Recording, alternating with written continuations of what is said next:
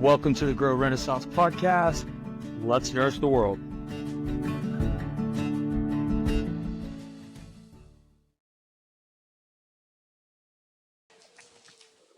All right, welcome to another episode of the Grow Renaissance podcast. I'm Owen Ellis, and super excited to have Pharaoh Brown here with us. He's a tight end for the Seattle Seahawks, the founder of the Pharaoh Brown Foundation, and he also is a father of two. Is that correct? Two boys. There you go. Awesome. Well, we're super happy to have you. Thanks for coming on. Thanks for having me. I appreciate it. Yeah. And we've been trying to kind of work this out for a while, so we're excited to finally get this done. You're obviously super busy in season, but what's that kind of been like for you, just being a professional athlete, in season grind? What's that kind of like? I think it's just consistency and just having fun with it. You kind of like doing the same thing.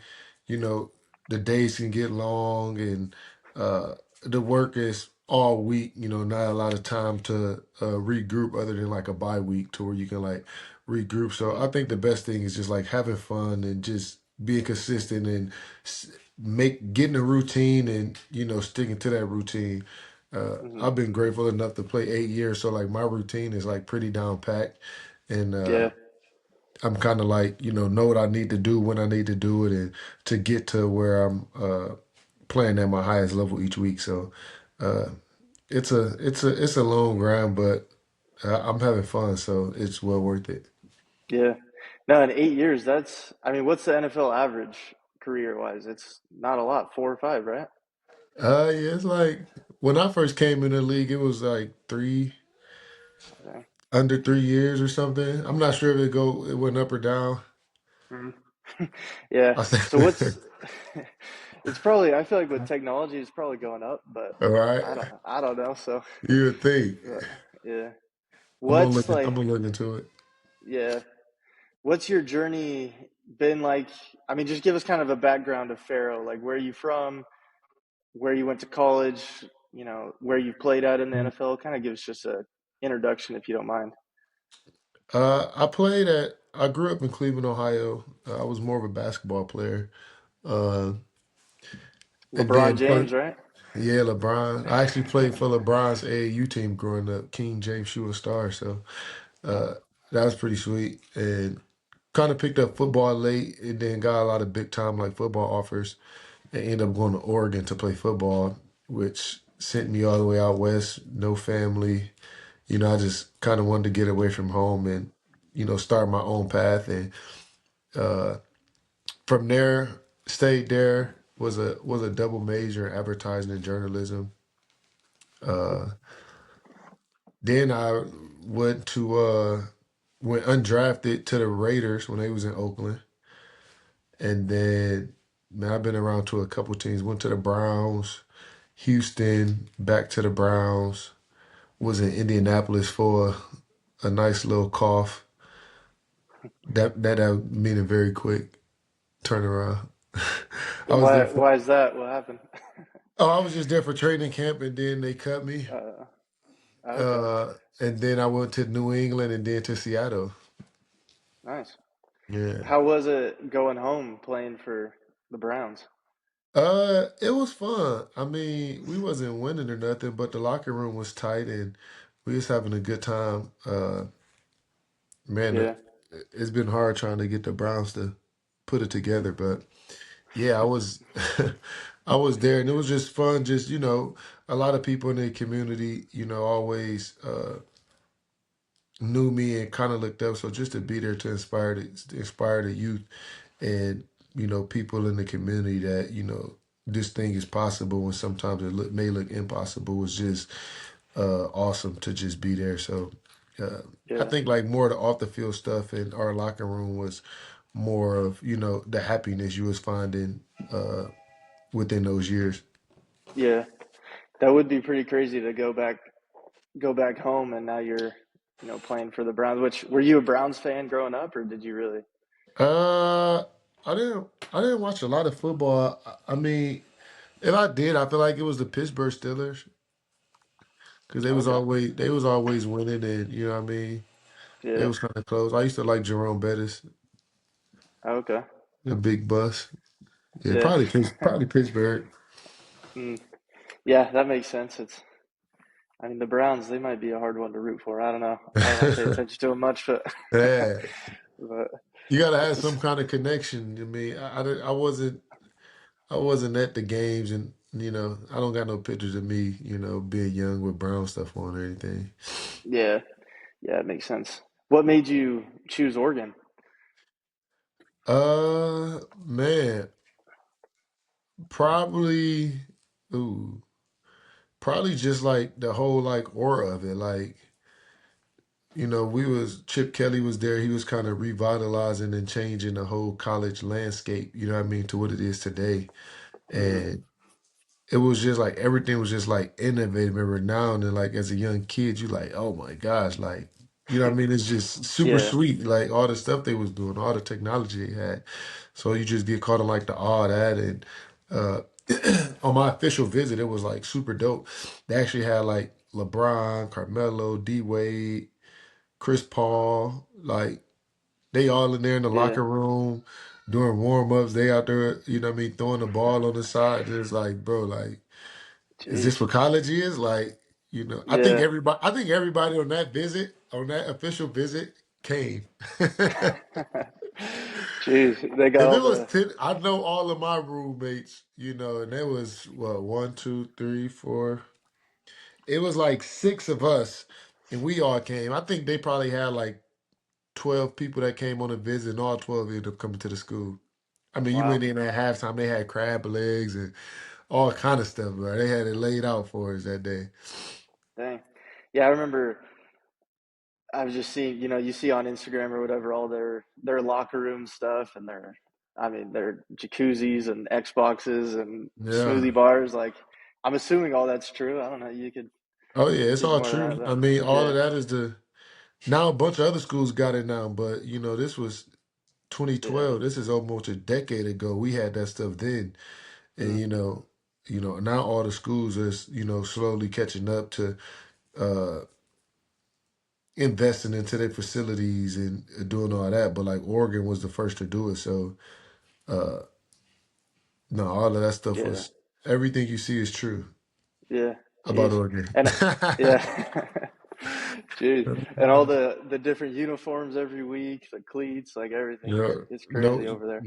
no combination, no uniform can be wore more than once. Really, that's their rule. Yeah, Wow, I did yeah. not know that. It's funny when I was little, because my name's Owen, obviously. Um, when I was little, my dad he called me just O or Big O, and Uh-huh. so he bought me an Oregon hat that just had the O on it. When I Nice. was I was probably 4 or 5, and he was like, "I don't know if you're ever gonna like Oregon, but this is their hat." And so since then, I've always been kind of an Oregon fan. So just Hey, for that reason. So, there we go. The but big yeah, O. yeah. But now living in Washington, that's a little dangerous. So, Oh yeah, man. but Washington just got good. They not even. They yeah, had a good little couple year run. yeah, yeah, they're hopefully gonna get back to being good, but we'll see, I guess. So, Yeah. but what was the biggest difference? So you played at Oregon, which is obviously a big time school, but what was the biggest difference going from college to then being drafted, being a professional? I mean, I don't think it. I mean, the biggest difference is I don't know. I guess when you get to college and you get to high school, they be, they used to always say, "Oh, these grown men you playing against, like, you better be ready." These people, Hmm. man, these dudes be soft, bro. Like, it don't even really be that kind of, you know what I mean? So first Hmm. it's like playing in your mind of like, all right, like I can be here. It ain't all hyped up what it is to be like. I put the work in too, so like I'm standing on that, right? Hmm. And then that's like a mental step that you kind of go through it. Being undrafted, you're not really given a lot of opportunity. So you got to have that same confidence with you. And then, I mean, I think the biggest thing is that, like, for most places, like it's not merit based, right? So like I've always been taught, and you know, people say that it's based on merit, but it's not based on merit. It's more politics and stuff coming to Mm-hmm. the league, and you know, the best person don't always play, and you know what I mean. You the position people putting you in to, you know, people getting put in the positions to actually fail and not to succeed. You know what I mean? So it's a Mm-hmm. lot of stuff like that that it's really like the biggest learning curve of being able to understand those politics to be able to, you know, and keeping your confidence to be able to, you know, make a way in this, make a career out of this thing. And I think that's just the biggest difference. As far as football, it's all, I mean, it's all football. We are, Yeah, you know, the football is the football. yeah. So it's more I mean, you always hear it like the NFL is a business, like the owners and stuff, Exactly. like they're running You a business, and so it's whereas from college, top from the yeah, top down. From the top down, it's always business. And college got a little when I was playing, it had a little bit of that, but not to a certain extent. And I mean, from the stories I hear now with like NIL and stuff, it's more turning into a business too. So, you know, mm-hmm, I can't really speak to that landscape of college now, but because I think it's more getting to that business side. mm-hmm, Uh, Kind of a different business than the NFL from how I'm seeing it, but uh, yeah, yeah, that's the biggest difference from when I came in. yeah. I guess yeah, college. I feel like the past 5 years is just totally different thing now. Oh yeah, the Uh, NIL kind of changed everything, and yeah, they still trying to figure it out. yeah, that Mm. makes sense. So what in college was it? Did they have you like on meal plans? Were you eating healthy, or was it kind of fend for yourself a little bit? They was having his own. We had meal plans, but it was just college. You know what I mean? You had like a Hmm. nutrition there, and he really was focusing on your protein intake and you know that post and pre practice and all that stuff, and trying to get you to eat right and you know the meals. We had a great. Our nutritionist program was great. But as far as like following it, you know, what I mean, we were still college kids, so you Yeah, know, we still eating Wendy's and yeah, McDonald's and Pizza Hut, and you know, it was yeah. All still that. just eating what we wanted to eat. But they was trying to plant the seeds of like what it was, Hmm. what it needed to look like, and Hmm. educating. Yeah. Did that change? Was that one of the things that changed a lot going to the NFL? Were they a lot more strict, like with what you're eating, what you're doing? Uh, the NFL might be less strenuous. I mean, Oh, uh, really? yeah, it's not. I think the NFL is more of like what it's more like you got to be a pro. Like it's up. No, no, no. The NFL is more you got to be a pro, and it's up to you, right? Uh, I mean, they got people there to help you and all that, but if you're not going to the people to help you, then you're not. You're gonna do what you want. You know what I mean? You're gonna do what you do Hmm. from an eating perspective. Like sometimes Yeah. it's sometimes it's and it depends on the team. Like different teams got different nutritionists that do different things. You know, uh, Hmm. my college, the guy that was at my high school, the guy that was in, the Titus back up, buddy.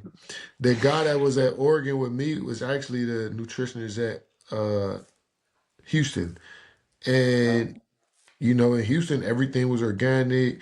It wasn't no fake artificial sugars. It wasn't none of that BS in that. You know what I mean?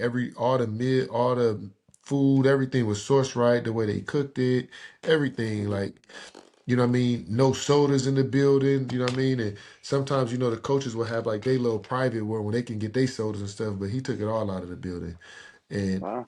you knew everything was like that. But some teams you go and they having, you know, Chick-fil-A every plane ride and Popeyes and you know what I mean? Like Uh, fast food and stuff that's like not really food, but it's up to yeah. you if you eat it or not. You know what I mean? And that's Yeah. kind of my thing. That's kind of my thing. Like sometimes it's hard when it's all in front of you.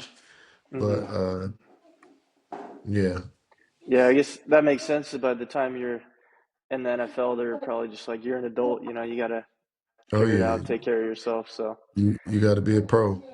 yeah, that makes sense. So, what's, I mean, how has that played a role in like your career? Like you said, you played 8 years um, at a high level. Like, how has your diet and taking care of your body played a role in that?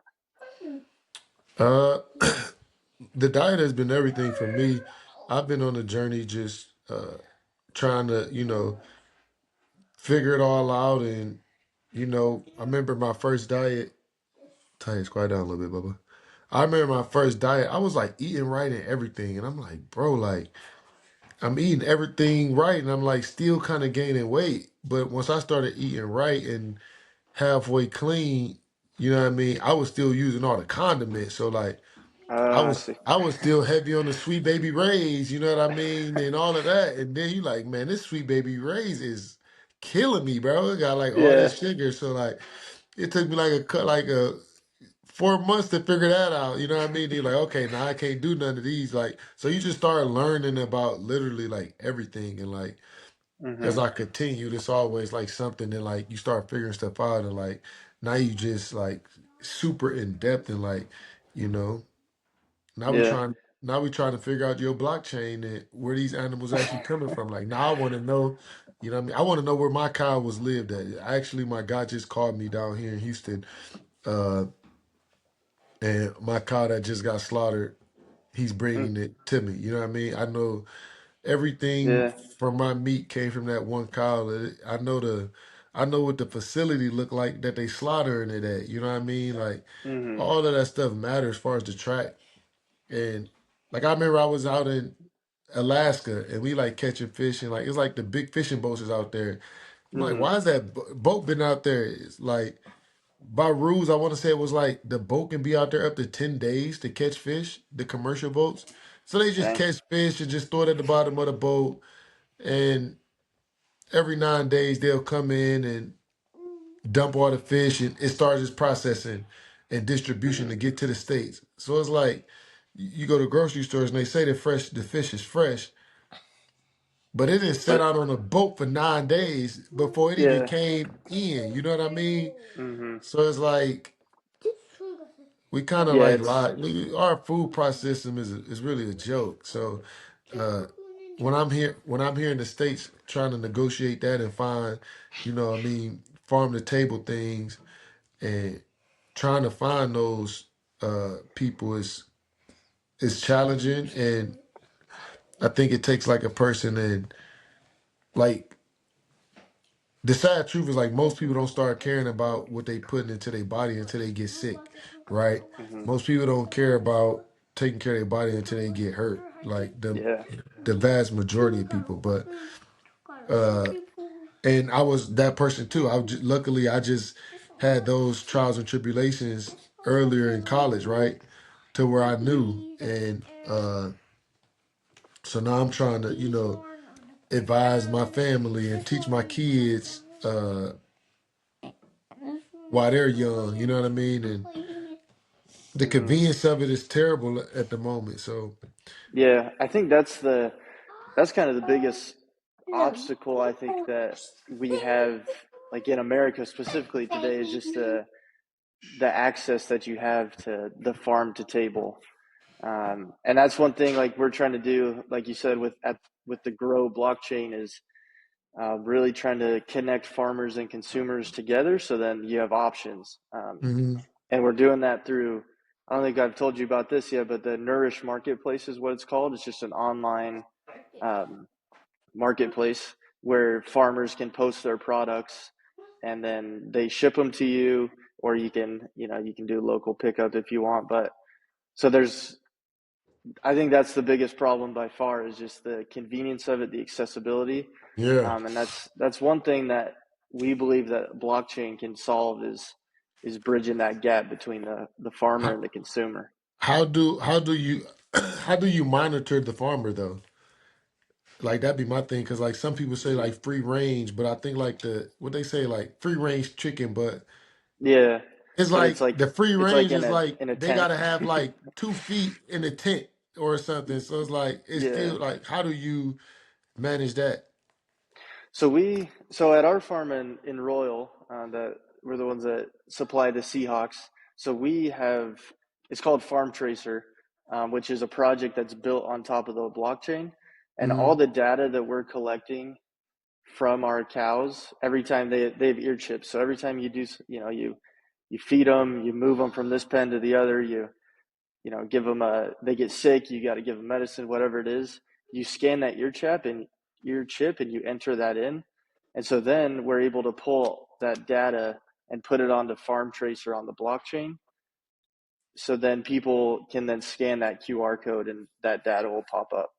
Mm.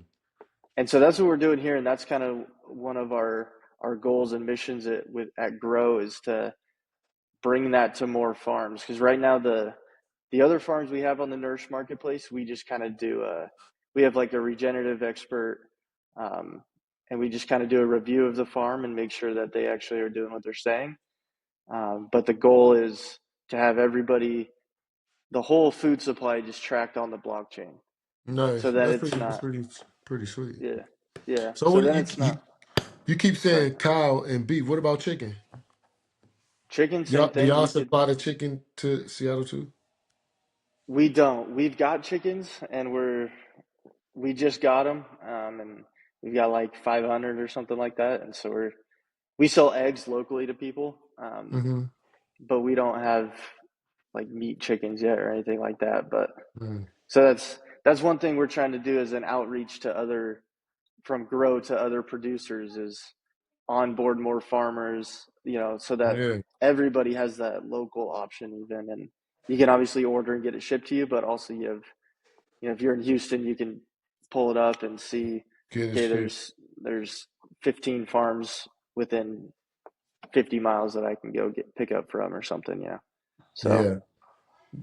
so that's what we're trying to do, because that is a big huge problem, is that we just have no idea where our food's coming from, what goes into it. Mm-hmm. It's all a mystery right now. Right. So It's all made in the lab right now. yeah.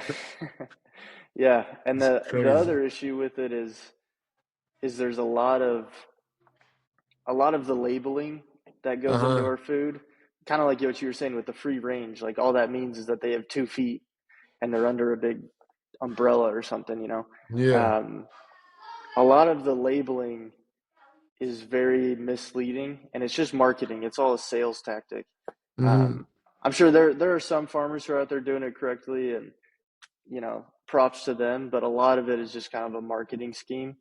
Right. And that's where the blockchain comes in and helps, is because farmers can share their data on the blockchain, and they still own their data because the blockchain is totally decentralized. So they share it on the blockchain to the public.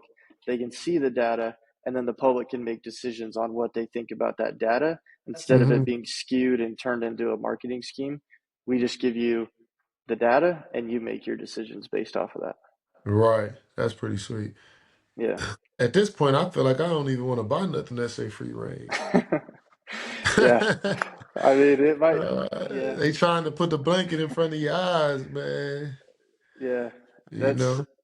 Yeah, and that's the thing, is like people can obviously still eat, if you don't necessarily care about eating super healthy or whatever, like that's totally fine. Like you can eat what you want, but it's just the fact that you have the option and you have the correct data in front of you to make informed decisions. Because right now nobody can make it even an informed decision. We're Mm-hmm. just all we're just all guessing on what's good and what's not. Yes, not you know. exactly. So it's a big problem that we're trying to fix, and I think you're kind of leaning right into it, is what you're trying to do, and you're kind of going through that struggle of that I'm sure a lot of Americans have, of trying to figure out, like, okay, what's healthy for me. I feel like everyone's body's different. Like, some people thrive off of just eating fruits and veggies, whereas Mm-hmm. like me, I think I might wither away if I just ate like apples every day, like Right. so I need some like protein, and I'm sure you're kind of in the Yeah. same situation. How long So have you went? How long have you ever went out without protein? maybe 24 hours. Yeah. See, Is it it might be like, just a mind thing. Yeah, You that's know, true. I like to always, after the season, I always go on the fast and just, Mm, get in tune with my body and myself from within, and water, may do a little fruit, but just cut out everything and then you start like introducing it back to you. And then you start seeing like what I need, what I don't need. And now you really feel like how your body is acting without something. You know what I mean? mm-hmm. You live on a Yeah, farm, you got great protein at your yeah, fingertips, so you just freaking love the stuff. I mean, I don't yeah. blame you, but until you go without, you don't know what you need. You know what I mean? So that's like Mm-hmm. a thing that I always try to do and figure it out. Yeah. Like, is this really good for me or not? Like, I remember I was eating eggs. I had like this bad food sensitivity to eggs. I will eat eggs every morning. I mean, how could you not have breakfast without eggs? Uh, and then I kept doing the food sensitivity, and I was like, all right, I'm gonna just stop eating eggs. So I stopped eating eggs for like a year, and then like literally like I tried to eat eggs the other day, and it was like in the whatchamacallit, like instantly allergies, like nose stuff. So then I'm like, what is it? Then we figured it out, like it'd kind of go away in the next couple of days, and I was eating something else. I was eating like some Asian food, and it was like egg noodles, and it was like Mm-hmm. it's the eggs. So like when I was eating eggs, it didn't really notice, it didn't really show. Then when I, Yeah. what I mean, when I reset my body and like got everything out of my system and all of that, now it shows up like right now. You know what I mean? Mm. So Yeah, I think that's a that's good kind of point. like Yeah. a big thing too. Yeah. But in How America, long? we just got a weird thing of like food and what I mean in life. Like we just so like Mm-hmm. they tell us we need 3 meals a day, which is a lie. Like Mm-hmm. you just start peeling back the factors. I mean, I remember vividly being in elementary school and middle school, and they jumped out with the food pyramid. Yeah. I remember being taught this, bro. And there was the bottom is what you want to eat a lot of, and the Mm-hmm. top is what you want to eat less. And the bottom was all like breads and carbs and all this crazy. Yeah. Vegetables and meat was like the little smaller ones, man. It was like the crazy, bro. I need to find them pyramids again, bro. But like, if you look at it, you be Yeah. like, bro, are you kidding me? Like, this was all a plan of like all the stuff that you should not eat a lot of, bro. Yeah. No, that's That's funny funny. because I was talking to my mom about that the other day, actually. Kind of They same taught thing. you the Like, pyramid? yeah, like third Uh, grade, like you need to eat a lot of bread and grains and then, and then you get your fruit and your veggies uh, and then your meat yeah. is at the top. And The meat is here. yeah, and it's like, I don't think eating, fruity pebbles every morning is what's good for you. Oh, bro. It was, But yeah, it's crazy, but I guess that's where you got to kind of find out for yourself what works for you. And how long of a fast do you go on once the season ends? Yeah.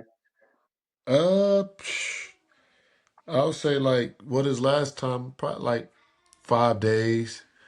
But I'm Mm, still kind of like, after that five, I just been eating like 1 meal a day and been pretty good. I don't really believe that you supposed to eat 3 meals a day.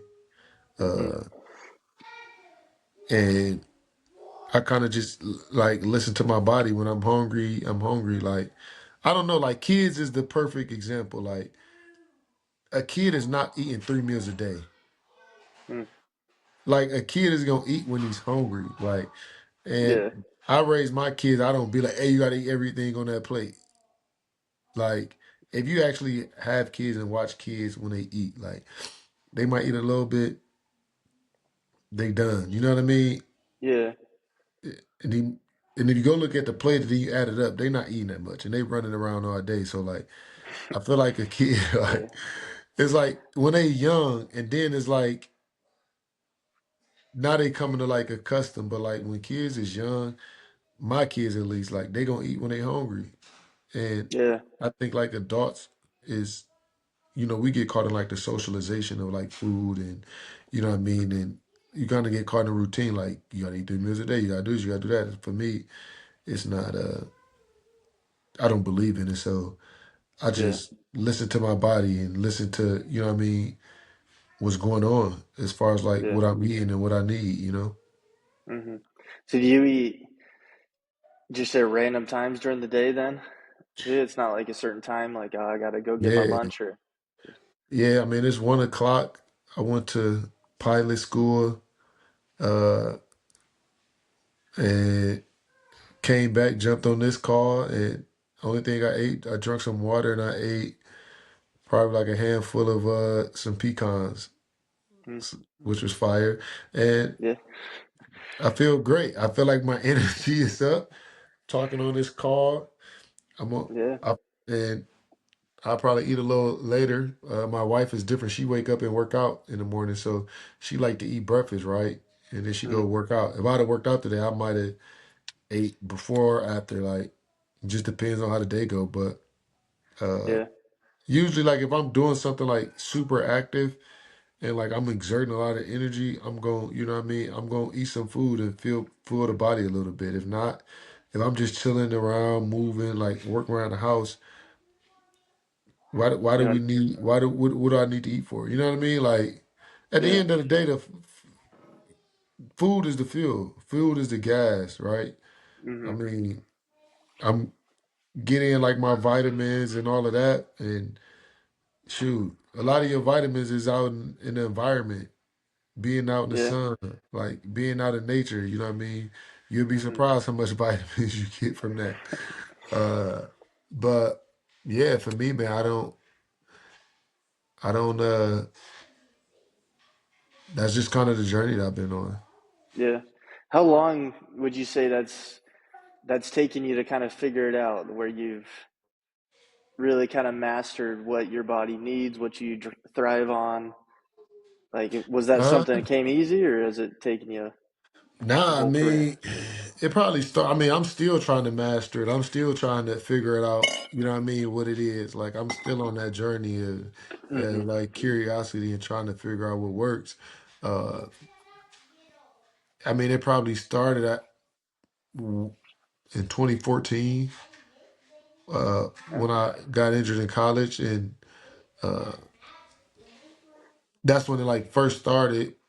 But it wasn't like it was like what I was eating. It was like trying to heal and recover, right? And then like all these doors just start opening up, and I just start opening them and going through them and figuring it. You know what I mean? Trying to figure out what it is, and like you know, going through you go through life and you go through, you have all these trials and tribulations and adversity, and then you start seeing stuff that's not true, like that food pyramid. I remember being taught that that's not true, hmm right? hmm Uh, like just different like adverse situations. It like brings light and brings the truth, right? Because I Yeah. lived it, so it's like you can't tell me that's true, right? You can't tell me all these things, like you know what I mean, like going through and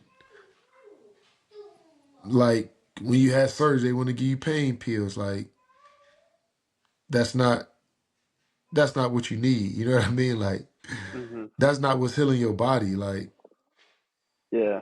you know what I'm saying? So it's just stuff like that. And I know Yeah. it to be true because I did the opposite of what they tried to say to do. And I'm on the call talking to you right now, 100 healthy, Yeah. moving. Yeah. So yeah, man, I'm still trying to master it. I'm Yeah. still trying to master it. And what you guys are doing is, I mean, I wish I was smart enough to come up with the idea, but I mean that is phenomenal, brother. Like the Yeah. whole blockchain, the growth, and I mean that's gonna take the world by wildfire. And I'm excited for you and fearful for you at the same time because you're going to make a lot of rich people very angry with what you guys are doing. But I mean, it's an amazing thing, and we need savants and people like you and your family that's doing your part to change the world. You know what I mean? And hmm that's a ever long living legacy that you guys would live, like generational of like what y'all did. And I mean, I'm just grateful to be on the call with you guys. This would be my claim to fame when you guys blow up, man. That I was on the call talking to Big O, man, because it's phenomenal, bro. And anything that I could do to help spread that, you know what I mean? Because it's very organic and like what I'm doing and what I'm trying to do, and for me, myself, and for my followers and the people, man. It's really sweet. Like everybody is kind of Yeah. connected and trying to do the same thing, and you know what I mean, and conscious that, but sometimes they just don't got the answers, and sometimes they just don't got the convenience of it, right? But like Mm-hmm. what you doing now is, you know what I mean, it's bringing all those kind of things together. Like we could still have the convenience and still, you know what I mean, get it done right, right? Yeah. And uh, man, that's awesome, bro. Yeah. That's No, awesome. I really appreciate it. And we've talked about, the blockchain is all about decentralization and community, and we're always looking to grow that community, and the more support we can have behind the movement, and really help bring this to more and more people, so that everybody has that option to buy healthy whole foods, and take care of themselves and their families, because I mean it's just a mess right now out there. So but we really appreciate your Yeah. support and your passion for it. Oh yeah. Let me know when this is able to good time, man. I'd love to come check out your operation out there. Yeah. Yeah. Yeah, I Not in the mean, winter though, bro. I ain't coming in the winter, bro. yeah. I'll No, come. what's it? I'll come in when the new year hit. Yeah. Yeah. Once it warms up a little bit and it's Yeah. not as messy out here, we'll have Oh to yeah. have you out here. So, but Thank is you. there? Go ahead. I was just gonna Yeah, say if there's any way that you could like make a promo and then like right before this comes out so we could like post it and promote it and all that fun stuff. yeah, for sure. Oh yeah. We can definitely do that, and we'll just have to. Once I stop the recording, we'll just have to. Can you see on the right hand side it says like upload it? So Pharaoh's, yours is totally uploaded. Um, it just has to upload 100%, and then we can jump off. So we might just have to sit here but I'll stop the recording. But thank you so much for coming on, and I appreciate it.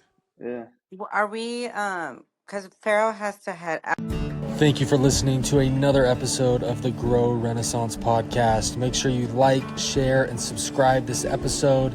Remember, it will take a community of us to do the best in the world and truly nourish not only ourselves, but the planet, the atmosphere, the soil, the plants, and the animals on it.